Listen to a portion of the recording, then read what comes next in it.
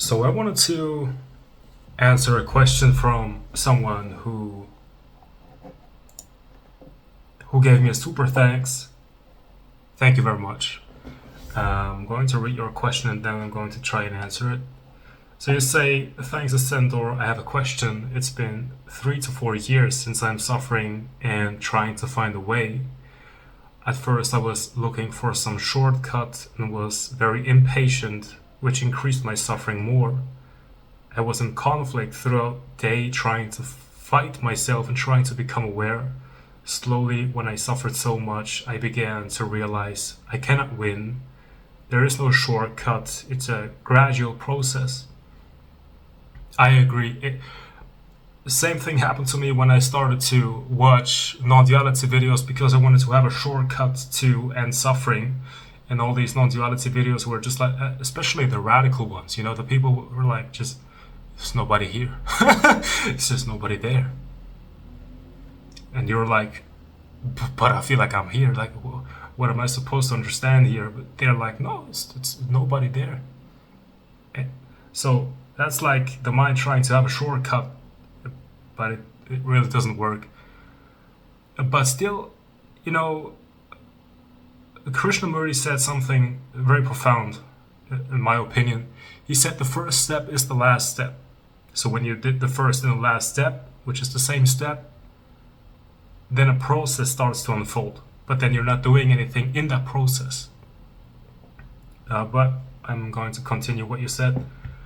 Now my present condition is I stopped trying to apply any teaching or method because I'm so tired. I understand.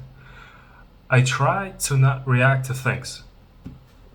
I gotta be careful here because you try not to react to things. It really depends on how you mean that. If you feel like you're someone who's doing the non-reaction, then there is still a split in the mind. The split, for example, when there's a thought that says, I don't want to go to work, and then you feel that there is a split between the thought I and the rest of the thought that says, don't want to go to work.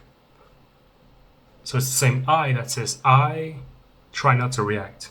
Feels like there's a split in the mind where there's an I in the mind and also the rest of the mind, which seems to be the part of the mind which is being controlled by the I. Once you understand that there is no split there, then there's actual non-reaction, which means that there's nobody that's reacting to the reaction that's happening by itself. Then you say, but still it's very difficult to remain non-reactive. You don't have to remain non-reactive. It's not something you do. It's not something hard that you have to improve in order to get better at it, and one day you'll be good at non-reactivity. There is, for example, there is a thought, and that thought bothers you, and it awakens or it triggers a certain feeling inside of you which is painful, and then you react to that pain with another thought, and that's a chain reaction, and there's nobody there. There's no center of control which can now decide not to react to that. You can only watch it. You see?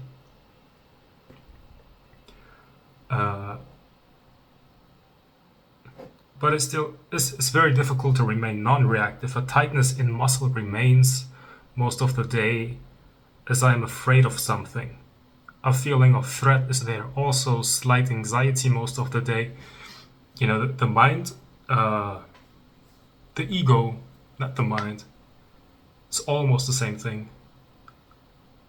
The mind is something that is born out of consciousness, because consciousness wants to experience what it's like to be an individual. So it needs a mind. But then when this mind starts to create a sense of self, and then that sense of self really thinks that it is separate from consciousness, then it starts to feel alone in this world where things are transient. It's like a separate mind that thinks I'm mortal, and I'm in a world where there are a lot of threats, so I must be scared, and the ego feels scared. The ego is the part of the mind that is self-identified with a limited identity, and it's scared because it's like, I'm here in this world and there's no safety anywhere, so I must be scared, and now I must manipulate things around me and people and situations so that I can get a benefit from them. I can even think that I'm a good person and become a Christian, and then start to evangelize people, thinking that I'm acting out of good intentions, but actually I'm still manipulative. So the ego can even think that it's a good ego, but it's still manipulative and toxic. And it's all happening because of this fear of separation, this fear of being limited, this fear of, the world is dangerous. And because of fear, it must become a manipulative entity. But as soon as the ego is being observed by the consciousness, then it starts to slowly recognize that actually I can return home back to the place which is immortal and unlimited, and then the fear will just go away. So you don't have to act as if you're a good person now, because your intentions become actually pure. Because you have nothing to lose, because you're nobody. So, and then you continue to say, but I think I'm better than before slightly. Yeah. You say, what will you suggest to me? Any breathing or any other practice? Breathing can be good if you have a lot of stuck emotions in the body that are frozen and you need them to move again. I had this problem. I had a lot of trauma, and then it was like energy, life energy in the body, and it was frozen, and it was painful to me. Other people have a different kind of experience. When energy is frozen, they start to disconnect from all the feelings altogether. But for me, it was like just pure pain. So I was still feeling it, unfortunately, but now it's over. So, but it doesn't matter what it is for you. If you feel a lot of pain or if you feel just a numbness, means that there is a lot of frozen energy, and you can help that energy to come into movement back again, to come back into movement by breathing deeply. But it won't bring you liberation. It is just help. There's a lot of stuck frozen energy there. You start to breathe deeply into it,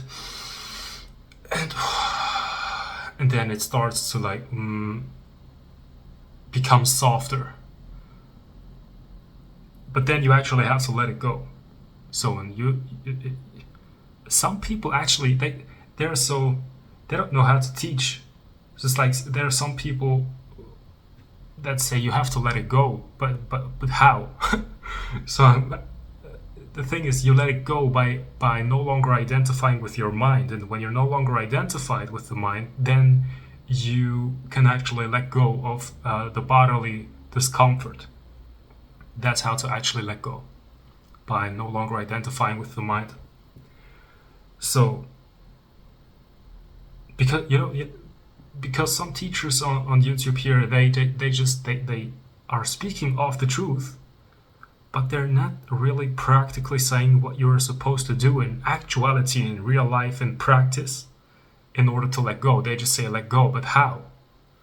That's why I'm saying you have to sit there and you have to close your eyes. That's optional, by the way.